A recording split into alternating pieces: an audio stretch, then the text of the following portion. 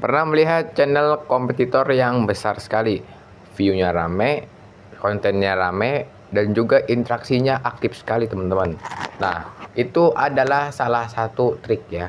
Kita bisa meniru channel kompetitor. Gua di sini bukannya berarti harus jiplak atau ketiplak, kita ambil konsepnya. Di sini gue menekankan bahwasannya kita perlu modifikasi dan kita hanya jadikan sebagai referensi. Kenapa? Karena itu diperbolehkan sekali. Kalau kita langsung ngejiplak channel orang, itu namanya plagiat, ya. Tidak boleh. Kenapa?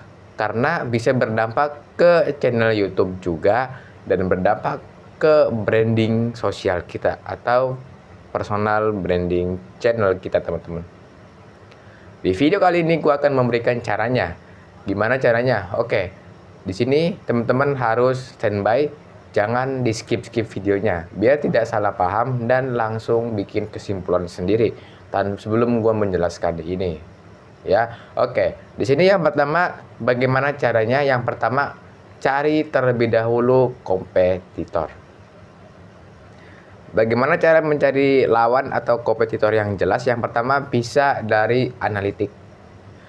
Analisis video ya YouTube Studio itu bisa menunjukkan channel yang ditonton oleh subscriber.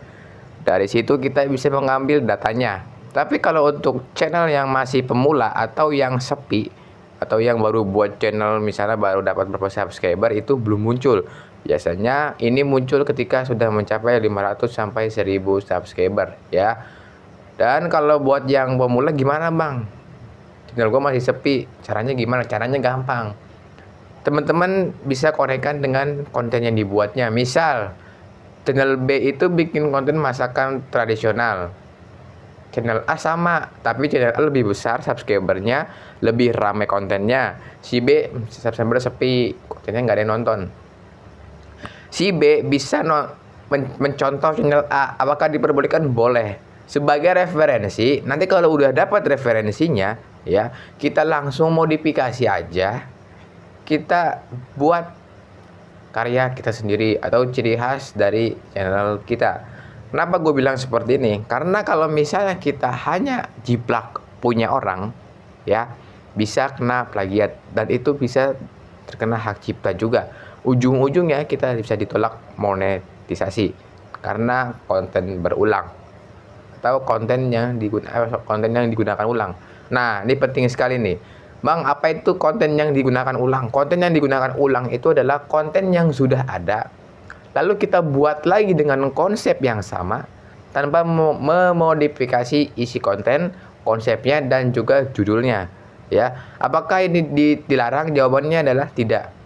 Sebenarnya nggak dilarang, tapi kalau kita nggak modifikasi judulnya, konsep ide kontennya, penyampaiannya atau storytellingnya, kayak kita nggak bisa monet gitu. Dan itu bisa dideteksi sebagai konten yang berulang, teman-teman. Jadi kalau mau nyari referensi konten boleh, tapi harus dimodifikasi, jangan langsung jiplak punya orang. Ya, nah selanjutnya adalah bagaimana cara menentukan kompetitor. Yang pertama kita bisa mencari dari trennya dulu, tren di sosial medianya. Ya, kita kalau mau nyari kompetitor itu harus yang sama kontennya, yang mungkin daripada konsepnya bisa kita buat ya. Misalnya kita channel A bikin konten mancing, channel B lebih rame konten mancingnya, perbandingannya jauh nih. Nah, sedangkan channel B itu lagi ngetren nih. Nah, kita bisa tiru nih konsepnya.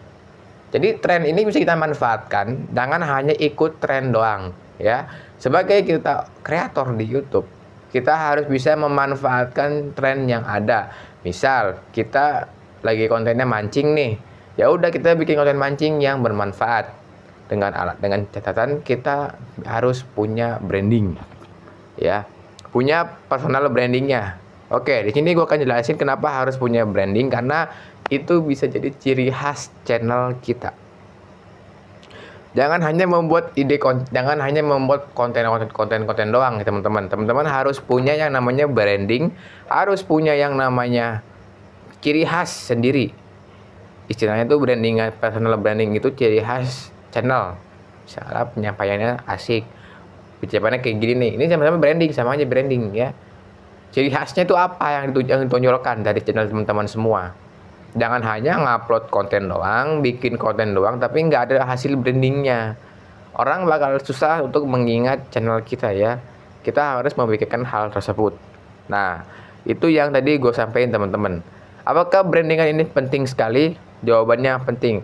Kalau makin ke depan, channel kita makin besar subscribernya, makin besar pengaruhnya, ya, itu bisa dikenal oleh orang. Jadi yang bikin konten kita rame itu bukan dari konsep, tapi dari seberapa ngaruhnya ke masyarakat sosial di media tersebut. Misal kita bikin channel YouTube nih, kontennya tentang ini rame. Nah, dampaknya apa? Misalnya orang ngikutin trennya, orang jadi apa ya, ngikutin apa yang kita buat, apa yang kita sampaikan gitu. Itu namanya hasilnya. Jadi kalau bikin konten nggak harus viral teman-teman. Yang penting bagaimana dampak sosialnya ke masyarakat. Nah, itu yang penting sekali. Jadi kalau bikin konten, jangan hanya mikirin uangnya dulu, jangan hanya mikirin bang gimana membuat gua viral ya. Nah, kadang kita tuh suka keliru. Orang kadang bikin konten itu mikirin uang, mikir AdSense, mikirnya wah ntar gue rame nih dapat subscriber banyak. Enggak juga teman-teman ya.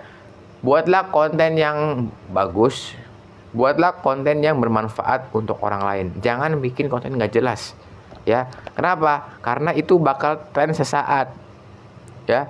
Konten-konten yang hanya tren sesaat itu ada musimnya.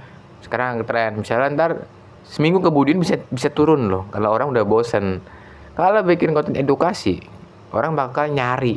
Tapi kekurangannya apa? Agak sepi misalnya, ya karena edukasi. Kenapa edukasi itu sepi? Karena gini, gue bilang kenapa edukasi itu susah untuk bersaing dengan konten hiburan. Karena orang kebanyakannya mengakses sosial media itu setelah pulang kerja. Ya, mungkin ada yang nganggur ya, tapi itu pun juga yang nganggur pun mengaksesnya kontennya hiburan, bukan edukasi seperti ini. Nah, kebanyakan dari mereka itu bikin nontonnya edukasi apa ya, hiburan-hiburan gak jelas, misalnya orang joget-joget lah, orang stand up komedi lah, ataupun yang lain ya. Apakah ini penting dan ini sebuah persaingan? Ya, ini kita jawab sebagai kompetitor.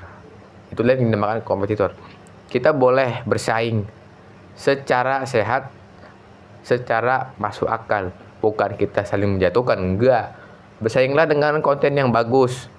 Jangan saling sikut-sikutan. Orang sekarang kan gitu, bikin konten nggak rame tuh sikut-sikutan. Ujung-ujungnya ribut, bahkan ada yang sub for sub. Teman-teman kalau yang nggak tahu, sub for sub itu adalah dimana kita nyuruh orang buat subscribe channel kita, ntar kita bakal subscribe channel orang tersebut, kayak sesama subscribe lah. Ini nggak baik teman-teman ya. Nanti ujung-ujungnya kita dapat subscriber yang spam, bukan yang organik, dan channel kita bakalan sepi.